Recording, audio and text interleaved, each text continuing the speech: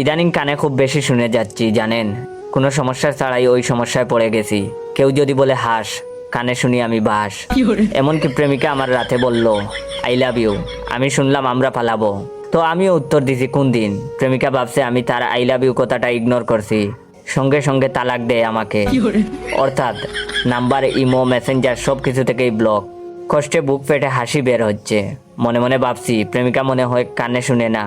বললাম একটা, আর নাকি কি বুঝলো, শালি বয়রার ঘরের বয়রা। কিন্তু কিছুদিন পর বুঝতে পারলাম বয়রা আমি নিজেই। ফ্রেন্ডের বোনের বিয়েতে গেছি দাওয়াত খেতে। মূলত অন্য সময় বন্ধু আমার কলিজা খুব কেয়ার করে আমার, কিন্তু আজকে বাটপারের কাহিনী দেখে এক বুক অভিমান হলো। আমি তার বাড়ি আসছি, অথচ আমাকেও একটু সময় দিচ্ছে না। একটু পর এসেই শুধু সিগারেট নিয়ে যাচ্ছে। সে যাই হোক, আমি দাওয়াত খেয়ে বাড়ি চলে যাই, সেটাই মঙ্গল হবে। টেবিলে বসতেই দেখি আমার চারপাশ জুড়ে ডানা কাটা পড়িরা বসেছে। লজ্জায় কুটিকাটি হয়ে যাচ্ছি। হাতটা তুলে প্লেট নিতে পারছি না, মনে হচ্ছে হাতটাও খুব লজ্জা পেয়েছে।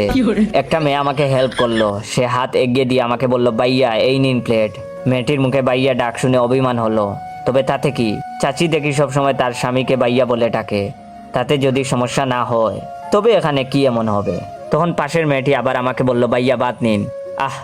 আহা, মনে হচ্ছে এত বিয়ে বাড়িতে আসিনি, এসেছি পাখিদের রাজ্যে। বলুক তারা বাইয়া, তাতে আমার কি। তখন আরেকটি মেয়ে বলল ভাইয়া আপনি কি প্রতিবন্ধী নাকি? সব আমরাই বলে দিচ্ছি। মেয়েটার কথা শুনে রাগ উঠছে বুকের উপর। অভিমানের পাল্লায় রাগের পাল্লা ওজন। চেয়ার থেকে দাঁড়িয়ে বলা শুরু করছি তুই প্রতিবন্ধী, তোর 14 গোষ্ঠী প্রতিবন্ধী, তুই প্রতিবন্ধীর গোষ্ঠী। আমার এমন হইচই দেখে আমার বন্ধু দৌড়ে আসে, এসে আমাকে বলল কিরে রেগে গেলি কেন? আমি উত্তর দেওয়ার আগেই সে মেয়েটি কান্না করতে করতে বলল ভাইয়া আমি উনাকে বলছি আপনি কি এখানকার প্রতিবেশী, কিছু বলুন। সব তো আমরাই বলে যাচ্ছি। আর এইটা বলায় উনি আমাকে কতগুলো গালি মেরে দিল। মেয়েটার কথা শুনে বুঝলাম এখানে মেয়ে পটানো তো দূরে থাক, খাবারটাও খেতে পারবো না।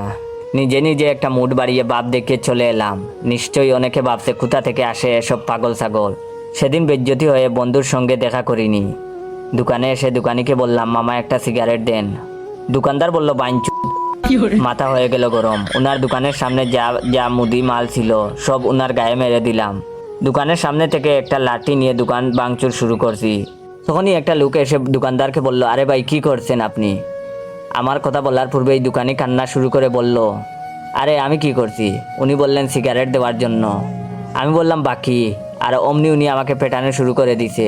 তখন কয়েকটা থাপ্পড় আর লাথি খেয়ে বাসায় ফিরলাম, সাথে 3000 জরিমানা দিতে হয়েছে। এটা হচ্ছে ভিডিওর প্রথম পার্ট। দ্বিতীয় পার্ট দেখতে চাইলে অবশ্যই আমার এই ভিডিওটা আপনার 15 জন বন্ধুকে শেয়ার করে দিবেন। আর অবশ্যই এই ভিডিওতে 30,000 লাইক কমপ্লিট করে